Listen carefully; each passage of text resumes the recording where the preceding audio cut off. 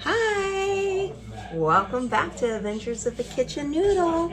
So today I'm gonna make a spin on spaghetti. So I have some pork that I marinated and I cut up, and I'm gonna saute some onions right now, and I'm gonna cook the pork in there, and then I'm gonna make a tomato, kind of like between like a Tuscan, you know how like you do the Tuscan chicken Alfredo is like tomato sauce with cream, so kind of like that.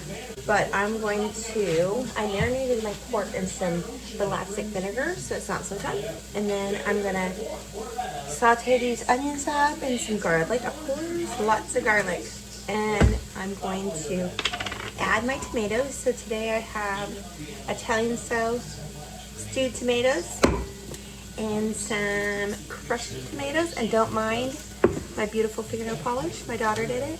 She's so cute. So I'm gonna put a little bit of oil in this. So I just have some extra virgin olive oil. This would be so yummy. And then I have some garden noodles. Yeah, so I got some garden noodles from Walmart. So definitely practical. Some lettuce saute. And then I'm going to add the garlic after I brown the meat, because with garlic, you definitely don't want it to be sauteing too long. So like about 30 seconds to bring out the flavor, otherwise it's burnt and it works as well. Marinated my pork in some balsamic vinegar. Super good. It is this one. So it's actually kind of sweet, which is perfect because it's spaghetti, and spaghetti can be kind of acidy.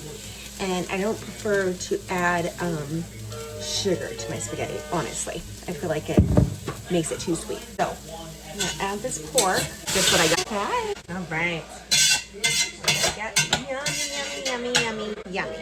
And I'm also gonna add some olives. I decided I like olives in my spaghetti. Some people don't. That's okay. You can take it or leave it. I also like to put other vegetables, but today I'm just doing what I have on hand. So I have my canned tomatoes, my olives, garlic, onions, my pork, and yeah, that's gonna be my base, and it's gonna be delicious. I know it is. And I'm gonna add cheese to it too. So after it's all sitting in here and mingled, I like to also put some basil, some parsley, salt and pepper.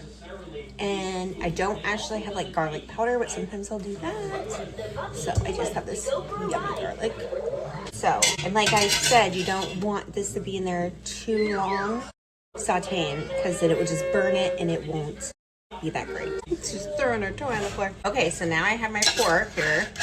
Look at that. Looks delicious, right? And I'm gonna throw in my garlic. So we like a lot of garlic. Honestly, I measure with my heart, so put as much or as little as you like. Delicious. So I'm gonna put 2 big spoonfuls there and let this saute a little bit. And then I have some olives cut up, and I'm gonna throw those in with my tomato sauce. I never buy jarred tomato sauce. Honestly, it's so easy just to get some honestly, my favorite is grow your own tomatoes and chop up, make sauce, right? But it is not the time of year for that. And my plants were a little sad last year.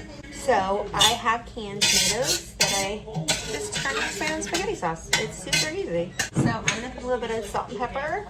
Remember, you can always add more, you can't take it away. So I always start out with, a little bit, and then you can add more as you go. I do like to put parsley in here, and basil, and oregano. So I do not have basil or parsley today, so I'm just cooking with what I have at home. So I'm gonna get the oregano in here, and then I will add the olives and tomatoes, and then I'm gonna let it mingle and let all the flavors combine, and then I will throw in pasta. Okay, so I have some oregano here, so I put a little bit in there already, and I actually ended up adding some paprika, some smoked paprika, which is delicious, and some dill weed. I haven't usually used it like in pasta before, but last time I did, and it was delicious. There's so many different herbs you can put in this. That just makes it so good.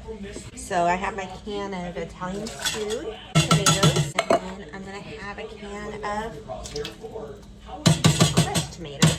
So that will be delicious. And I already have my olives cut up on my cutting board. Here we go. Put this in there. Always wash your hands. Wash them, wash them, wash them. It's like the biggest thing. It's like people are like, oh, how do you not get sick? Or, you know, you don't get sick that often. Like, wash your hands. Wash your hands. Eat healthy, yummy, good food. Move your body. I mean, simple stuff.